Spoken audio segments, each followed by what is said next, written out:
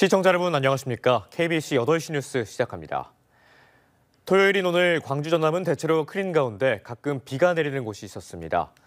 비는 내리다 그치다를 반복하며 오후 5시까지 곡성 12.5mm, 화순 12mm, 완도 9.5mm, 나주 4mm의 강수량을 기록했습니다. 낮 최고 기온은 화순과 고흥 26도, 영암 25도, 광주 24도 등 평년보다 5, 6도가량 높은 포근한 날씨가 이어졌습니다. 이번 비는 내일부터 강해져 월요일까지 20에서 60mm, 전남 해안과 지리산엔 최대 80mm가 넘는 비가 내리겠습니다. 네, 김장철이 다가오면서 채소값에 대한 관심이 높아지고 있습니다. 지난달에 비해 배추와 각종 부재료 가격이 하락하긴 했지만 여전히 평년보다 높은 수준을 유지하면서 주부들의 걱정이 커지고 있습니다. 정경원 기자의 보도입니다. 한동안 좀처럼 팔리지 않던 배추가 하나둘 팔려나갑니다. 잎도 제법 단단해진 데다 최근에는 가격도 하락했기 때문입니다. 배추 가격은 포기당 7,000원을 호가하던 지난달보다 20% 이상 내려 5,000원 선까지 떨어졌습니다. 다만 예년에 비해선 여전히 비싼 가격입니다. 네, 많이 떨어졌어요. 배추 작황이 많이 좋아진 것 같아요. 그리고 맛도 좋아졌어요. 다른 부재료들도 마찬가지입니다.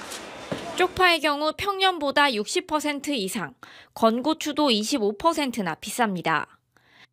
당근 등의 가격도 지난달보단 내렸지만 역시 평년보단 높은 수준입니다. 문제는 11월 중순 김장철에 본격 출하하는 가을 배추입니다. 올해 가을 배추는 파종 시기에 비가 많이 오면서 초기 생육이 좋지 않은 상황입니다.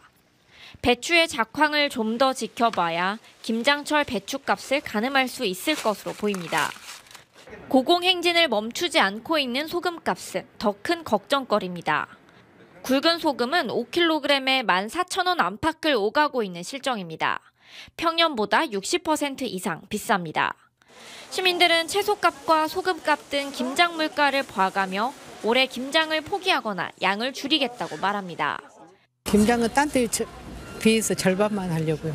비싸고 얼른 먹고 이제 보관은 못하고 겨울에만 딱 먹고 봄에 다시 담아 먹어야지.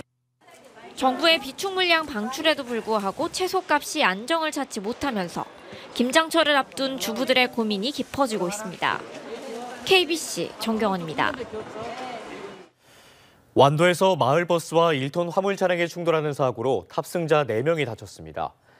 완도경찰서에 따르면 오늘 낮 1시 30분쯤 완도군 고근면의 한 도로에서 1톤 화물차와 마을버스가 충돌해 화물차 운전자가 의식을 잃고 병원으로 옮겨졌고 마을버스 운전자와 승객 등 3명이 다쳤습니다. 경찰은 편도 1차로에서 차량이 중앙선을 침범해 사고가 난 것으로 보고 정확한 경위를 조사하고 있습니다. 진도의 한 자원순환 공장에서 설비 가동 중 폭발이 일어나 1억 원이 넘는 재산 피해가 발생했습니다. 어제 낮 12시 20분쯤 진도군 고근면의 한 자원순환 공장에서 폭발과 함께 화재가 발생해 공장 2개 동과 차량 2대가 파손되고 소방서 추산 1억 1천여만 원의 재산 피해를 낸 뒤 40분 만에 꺼졌습니다. 다행히 인명피해는 없었고 경찰과 소방당국은 폐 플라스틱 열분의 설비를 시험 가동하던 중 사고가 난 것으로 보고 정확한 경위를 조사하고 있습니다. 더불어민주당 광주시당이 4주간의 일정으로 정치 아카데미를 개강했습니다. 민주당 광역기초단체장과 시구의원, 핵심 당원들을 상대로 열린 이번 정치 아카데미는 오승용 킹핀 정책리서치 대표의 강연을 시작으로 매주 토요일 이탄희 의원과 고민정 최고위원 등이 참여해 열립니다. 첫 강의를 연 오승용 대표는 22대 총선 전망과 광주의 과제를 주제로 호남의 민심과 민주당이 나아가야 할 길에 대해 강의를 펼쳤습니다. 전진숙 빛골 비전 창작소 이사장이 오늘 광주교통문화연수원에서 출판 기념회를 가졌습니다. 전진숙 이사장은 자신의 두 번째 저서 광주의 꿈 공장을 만들자 출판 기념회를 열고 광주 패밀리랜드와 연계한 문화관광산업 육성, 31사단 부지의 주거정책 등에 대한 자신의 의견을 밝혔습니다. 전 이사장은 내년 4월 총선에서 광주 북구을 출마를 준비하고 있습니다. 국민의힘 전남도당이 청년위원회를 발족했습니다. 국민의힘 전남도당은 오늘 전남도당 회의실에서 청년위원회 발대식을 열고 청년들의 의견을 수렴해 정책과 소통 프로그램 등을 운영하겠다고 밝혔습니다. 김화진 도당위원장은 이 자리에서 청년이 빠져나가는 전남이 아닌 청년이 살고 싶은 전남을 만들겠다고 말했습니다. 전라남도가 전세 사기나 이른바 깡통 전세 피해자들을 돕기 위해 최대 100만 원의 이사비를 지원합니다. 이번 지원은 정부가 마련한 전세 사기 피해 구제 대책과는 별개로 피해자로 결정되고 도내에 전입 신고를 마친 자는 이사 계약서 등 증빙 서류를 제출하면 받을 수 있습니다. 전남도에서는 현재까지 172명의 피해 사례를 접수해 이 가운데 103명이 피해자 결정 통지를 받았습니다. 광주 지역 사립학교의 기간제 교사 비율이 30%를 훌쩍 넘고 가장 많은 학교는 59%에 달하는 것으로 나타났습니다. 광주광역시의회 행정사무감사에서 심창욱 의원은 기간제 교사 채용 비율이 중학교는 35.8%, 고등학교는 36.4%에 달한다며 정원 대비 절반이 넘는 학교도 중학교는 3곳, 고등학교는 10곳이나 된다고 밝혔습니다.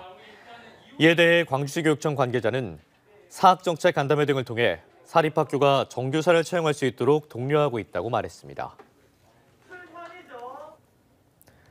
정청래 더불어민주당 최고위원이 광주를 찾아 이재명 대표 중심의 단결을 강조했습니다.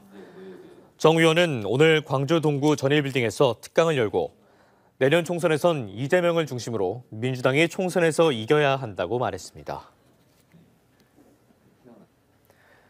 지구촌 문화를 오감으로 느끼고 교류하는 문화축제가 오늘 광산구에서 열렸습니다.